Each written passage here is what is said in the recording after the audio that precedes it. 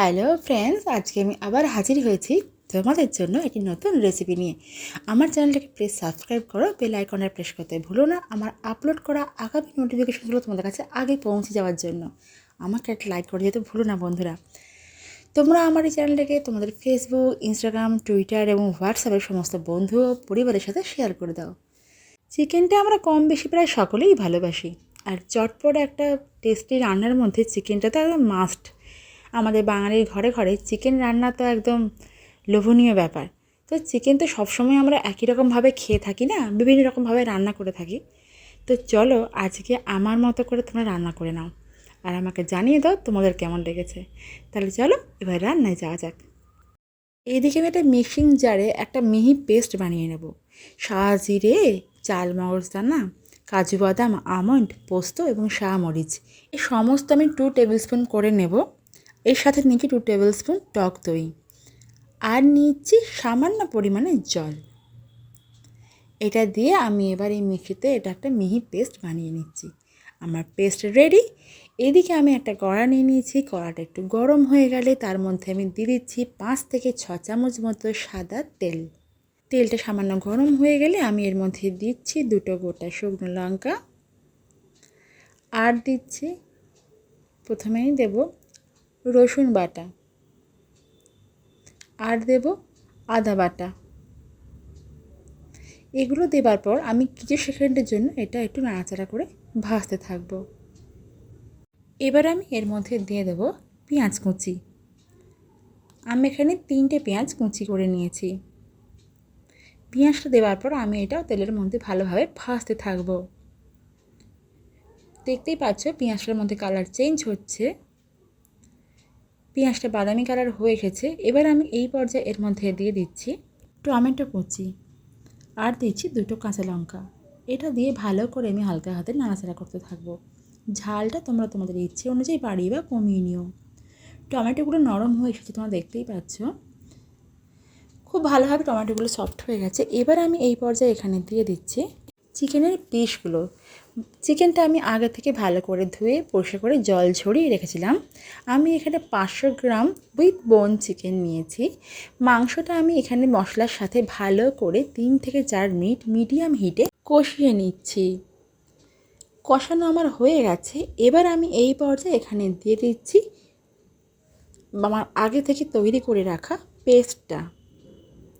এবার আমি এখানে খুন্তির সাহায্যে সমস্ত মশলা, উপকরণ এবং মাংস ওপর নিচে করে নাড়াচাড়া করব, ভালো করে এটাকে মিশিয়ে নেব এবং এটা লো টু মিডিয়াম হিটে রেখে 3 থেকে 4 মিনিট আমি ভালো করে এটা কষিয়ে নিতে থাকবো।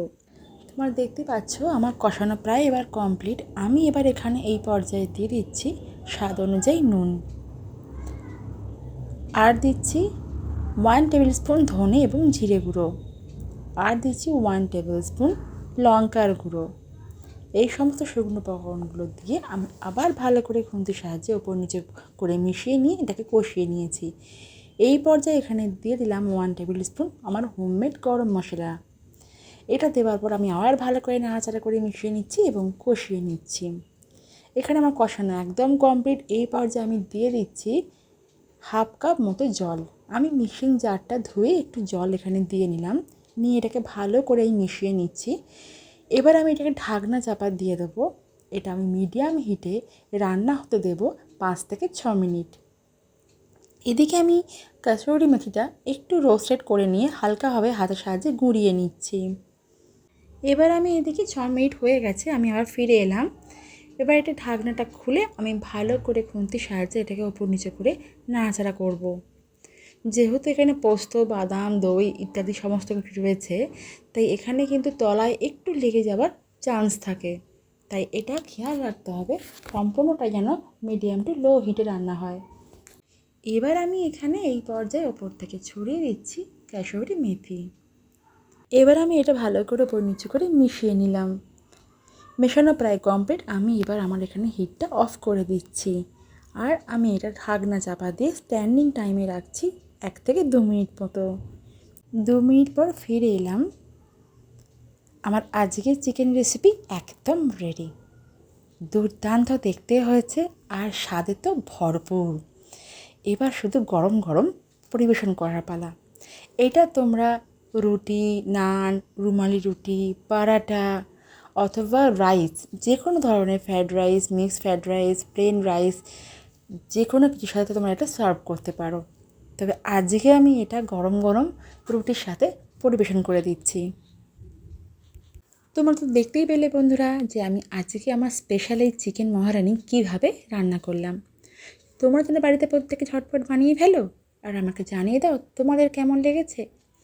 আমি আশা করি তোমাদের ভালোই লাগবে। আর আমাকে কমেন্ট সেকশানে কমেন্ট করতে ভুলো না তোমরা আমার কাছ থেকে নেক্সট আর কী ধরনের রেসিপি দেখতে চাও। আমার আজকের এই রান্না দেখার জন্য অসংখ্য ধন্যবাদ বন্ধুরা। আর আমার সকল সাবস্ক্রাইবার ফ্রেন্ডদের জন্য তো আমার আন্তরিক ভালোবাসা। তোমরা সকলে ভালো থেকো, সুস্থ থেকো। আমি আবার ফিরবো তোমাদের জন্য নেক্সট অন্য কোনো একটা রেসিপি নিয়ে। আজকের মতো টাটা।